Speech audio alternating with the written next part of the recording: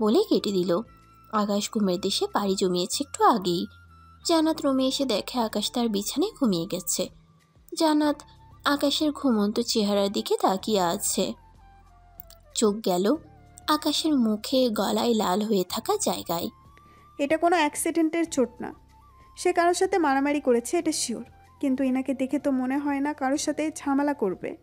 তাহলে জান্নাতের সব কিছু গুলিয়ে যাচ্ছে। না, যে করেই হোক এনার ব্যাপারে সব কিছু জানতেই হবে আমার। জানতেই হবে কে এই মাইশা, কি তার আসল পরিচয়। জান্নাতেরও চোখ ভারী হয়ে আসছে। সারাদিন অনেক ধকল গেছে তার, তাই সে আকাশের পাশে ঘুমিয়ে গেল। তবে মাঝখানে বর্ডার দিয়ে, মানে কোল বালিশ। সকালে আকাশের ঘুম ভেঙে যায় আগে। ঘুমাতে কেমন জানি অস্বস্তি হচ্ছে তার, তাই সে চোখ খুলে আর যেটা দেখে সেটা দেখার জন্য সে প্রস্তুত ছিল না। কারণ জান্নাত তাকে আষ্টেপৃষ্টে জড়িয়ে শুয়ে আছে। কিন্তু আকাশের অস্বস্তি লাগলেও একটু একটু ভালোও লাগছে। সে জান্নাতের দিকে তাকিয়ে আছে। আজ প্রথম জান্নাতকে ভালো করে এত কাছ থেকে দেখছে সে। দুধে আলতা গায়ের রং জান্নাতের। আকাশ যেন জান্নাতের রূপসাগরে ডুব দিচ্ছে। কোনো এক ঘোর লাগানো মায়া আছে জান্নাতের চেহারায়। কেমন যেন টানছে আকাশকে। এলোমেলো চুলে জান্নাতকে অনেকটা বাচ্চাদের মতো লাগছে। হঠাৎ মুখের সামনে কয়টা চুল এসে পড়ল। আকাশ কি করবে ভাবছে। একটু ভেবে সে হাত দিয়ে চুলটা সরিয়ে দিল। জান্নাত একটু নড়ে উঠল এবং আকাশকে আরো জোরে জড়িয়ে ধরল। আকাশ এবার ভাবল না এটা ঠিক না। এত সময় সে কি করছিল ভেবে নিজের রাগ হচ্ছে এখন। আকাশ অনেক কষ্টে জান্নাতকে ছাড়িয়ে উঠে বসল। জান্নাতের ঘুমন্ত চেহারার দিকে তাকিয়ে ভাবছে, কি আছে এই চেহারার মাঝে যা দেখে আমি মাইশাকে ভুলে গেছিলাম? না, কিছুতেই এর প্রতি দুর্বল হওয়া যাবে না। আকাশ ওয়াশরুমে চলে গেল। এখন অনেক সকাল। আকাশ ওয়াশরুম থেকে বের হয়ে এসে দেখে জান্নাতও উঠে গেছে আর কিছু গবেষণা করছে মাথা চুলকিয়ে। আকাশ জান্নাতের কাছে গিয়ে বলে, কি কোনো সমস্যা? জান্নাত আকাশের দিকে তাকিয়ে বলল, কোলবালিশ তো মাঝখানে ছিল, তাহলে নিচে গেল কি করে? আকাশ জান্নাতের এমন প্রশ্ন শুনে হেসে দিল আর বলল, কি জানি, হয়তো হেঁটে হেঁটে গেছে। আচ্ছা, আমি একটু বাইরে থেকে হেঁটে আসি। জান্নাত বলল, দাঁড়ান, আমিও যাব, আসছি আমি। বলে আলমারি থেকে কিছু নিয়ে ওয়াশরুমে চলে গেল। আকাশ বিছানায় বসে মোবাইল টিপছে। কিছুক্ষণ পর জান্নাত বেরিয়ে এলো। আকাশ জান্নাতকে দেখে অবাক। ছেলেদের মতো ট্রাউজার পরছে আর একটা টি শার্ট। আকাশ জান্নাতকে এই রূপে দেখে ক্রাশ খাইতে গিয়েও থেমে গেল। হাত থেকে মোবাইলটা পড়ে গেল। আকাশ দেখে যাচ্ছে জান্নাতকে। জান্নাত আকাশের সামনে এসে একটা তুড়ি বাজালো। হ্যালো মিস্টার আকাশ, কোন দুনিয়ায় গেলেন আবার? জান্নাতের ডাকে আকাশের ঘুর ভাঙল। না কিছু না, চলো, মানে চলেন। ও হ্যাঁ, একটা ওড়না জড়িয়ে নিন, খারাপ লাগছে অনেক। কথা আটকিয়ে যাচ্ছে আকাশের। জান্নাত বাইরে বের হয়ে দেখে আমেনা বেগম রান্নাঘর থেকে বেরিয়ে এলো এবং জান্নাতকে দেখে তিনিও অবাক। যে মেয়ে সকাল 10টার আগে চোখ খুলে না, সে সকাল 6টায় কি করে সম্ভব? আমিনা বেগম জান্নাতের দিকে খেয়াল করে দেখল সে কি পরেছে। তাই সে বলল, এই পোশাকে কই যাস? বাহিরে যাচ্ছি, চলেন আকাশ। তারা বেরিয়ে গেল। আমিনা বেগম তাদের যাওয়ার দিকে তাকিয়ে আছে। সে মনে মনে অনেক খুশি আজ। জান্নাত আর আকাশ হাঁটছে পাশাপাশি। কিছু দূর যেতেই জান্নাত বলল, চা খাবেন? আকাশ একটু ভেবে বলল, খেতে পারলে তো খারাপ হয় না, কিন্তু আমার মানিব্যাগ তো বাসায় রেখে আসছি। লাগবে না, আপনি আসুন।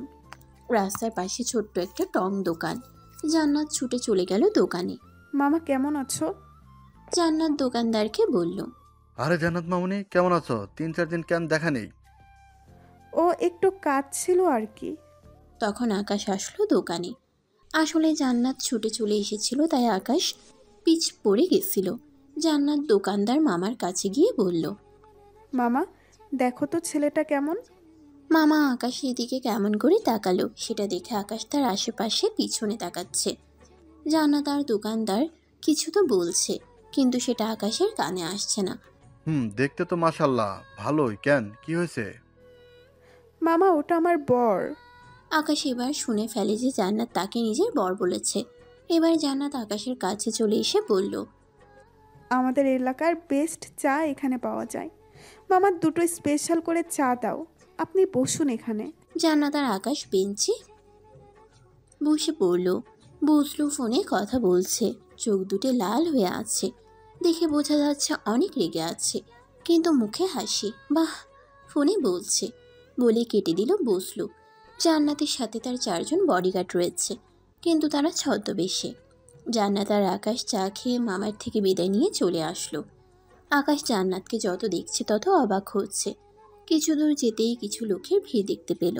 জান্নাত আর আকাশ ভিড় সরিয়ে যেটা দেখলো তাতে জান্নাতের অনেক ভয় হচ্ছে, কারণ এখানে 4 জনের লাশ পড়ে আছে। সবাইকে কপালে গুলি করা হয়েছে। আর তার থেকে বড় কথা হচ্ছে এরা জান্নাতের বডিগার্ড। জান্নাতের নিজেকে নিয়ে ভয় হচ্ছে না, হচ্ছে আকাশকে নিয়ে ভয়। সে চায় না তার জন্য একটা সহজ সরল মানুষের প্রাণ যাক। তাই জান্নাত আকাশের হাত ধরে জোর করে সেখান থেকে চলে আসতে গেল। কিন্তু হয়তো তাদের ভাগ্য খারাপ, তাদের সামনে 25 জন গুন্ডা টাইপের লোক দাঁড়িয়ে আছে। সবার হাতে বিভিন্ন ধরনের অস্ত্র, যেমন ছুরি, কাটারি, রামদা, চাপাতি, এমন ধরনের ধারালো অস্ত্র যেটা থেকে যে কারোর কলিজার পানি শুকিয়ে যাবে। আকাশ আর জান্নাতের সামনে দাঁড়িয়ে আছে 25 জনের মতো গুন্ডা, সবার হাতে ধারালো অস্ত্র। জান্নাত ভাবছে তার যা হয় হোক, আকাশে যেন কিছু না হয়। এদিকে আকাশ ভাবছে এরা কারা। আমি যাদের মেরেছিলাম তারা তো আমার চেহারা দেখেনি, তাহলে কারা এরা? আর যারাই হোক না কেন জান্নাতকে বাঁচাতে হবে। জান্নাত আকাশের সামনে হাত তুলে আকাশকে বলে, আমার যা হয় হোক, আপনি এখান থেকে চলে যান। এরা সবাই খারাপ মানুষ, আপনি প্লিজ এখান থেকে চলে যান। বলে সামনে এগিয়ে গেল জান্নাত। আকাশ অনেক অবাক হয়ে গেল জান্নাতের এমন কথায়। একটা সাধারণ মেয়ে হয়ে 25 জন ছেলের সাথে লড়াই করবে, আকাশ এটা ভাবছে। জান্নাত ওদের দিকে এগিয়ে যাচ্ছে, হাতে একটা রুমাল পেঁচাতে পেঁচাতে। তখন একজন ছুটে আসছে রামদা হাতে নিয়ে জান্নাতের দিকে। আকাশ এটা দেখে জান্নাতের দিকে ছুটে যাওয়ার আগেই ছেলেটা মাটিতে পড়ে গেল। জান্নাত তাকে নাক বরাবর একটা খুশি মেরে দিয়েছে। এটা দেখে 24 জন একটু পিছিয়ে গেল। 1 সেকেন্ডও সময় লাগেনি ওটাকে শোয়াতে। আকাশ এটা দেখে সেখানেই থেমে গেল। মাথায় হাত দিয়ে দাঁড়িয়ে আছে, মুখে একটু মিচকি হাসি, কারণ তার বউ ওর মতো। জান্নাত অ্যাটিটিউড নিয়ে গেলিয়ে যাচ্ছে, এক একজনকে এক এক স্টাইলে মারছে। আকাশ রাস্তায় বসে তার বউয়ের মারামারি দেখছে। হঠাৎ একজন পেছন থেকে একটা রড নিয়ে জান্নাতের মাথায় বাড়ি দিল। জান্নাত মাটিতে পড়ে গেল। আকাশ বসা থেকে চিৎকার দিয়ে উঠে ছেলেটার কাছে গেল। তখন ছেলেটা আকাশকে মারতে রডটা চালালো। সেটা আকাশ ধরে ছেলেটার পেটে একটা লাথি মেরে দেয়। পরে ওর গলা আর পা ধরে মাথার উপরে তুলে নিজের হাঁটু উপরে বাড়ি দিতে থাকে, যতক্ষণ পর্যন্ত ওর মাথা না ভাঙে। আকাশের এমন রূপ দেখে সেখানে থাকা সবাই অনেক ভয় পেয়ে গেছে। জান্নাত আকাশের এমন রূপ দেখে নিজের চোখকে বিশ্বাস করতে পারছে না। আকাশ লোহার রডটা হাতে তুলে নেয়। আর আছে 10 জনের মতো। জান্নাত বেশিকে মেরে দিয়েছে। 2 জন আকাশের দিকে ছুটে আসছে হাতে ছুরি নিয়ে। আকাশ রড দিয়ে একজনের হাতে বাড়ি দিল। তার হাত খট করে ভেঙে গেল। অন্যটার পায়ে একে একে সবার হাত পা ভেঙে দিল। আকাশের সারা জামা কাপড়ে রক্তের ছাপ। ওদের যে লিডার, তার ফোনটা আকাশ পকেটে পুরে নিল। আকাশ জান্নাতের দিকে এগিয়ে আসে। জান্নাত যেন নিজের চোখকে বিশ্বাস করতে পারছে না। দেখে মনে হয় ঝগড়া মারামারি থেকে 100 হাত দূরে থাকে ছেলে। সবসময় ঢিলা ফুল হাতা জামা আর পাঞ্জাবি পরতে দেখেছে। তার এমন রূপ অনেক ভাবাচ্ছে জান্নাতকে। আকাশ জান্নাতের দিকে হাত বাড়ালো। উঠুন। জান্নাত আকাশের দিকে তাকালো, দেখলো সে একেবারে রক্তে গোসল করে গেছে। আকাশ বলল, উঠুন, জলদি যেতে হবে এখান থেকে, না হলে পুলিশ কেস হবে। জান্নাত আকাশের হাত ধরে উঠে পড়ল। জান্নাত এখনো আকাশের দিকে তাকিয়ে আছে। আপনি ঠিক আছেন তো? আকাশ বলল জান্নাতকে। জান্নাত মাথা নাড়ালো। এমন সময় 2টা গাড়ি এলো এবং সেটা থেকে দৌড়ে নেমে এলো বাবু আর ওর সাথে 10 জনের মতো। জান্নাত, তুই ঠিক আছিস তো? বাবু কান্নার সুরে। আমি ঠিক আছি। জান্নাত হাত আর চোখের ইশারায় পেছনের গুলোকে সরাতে বলে।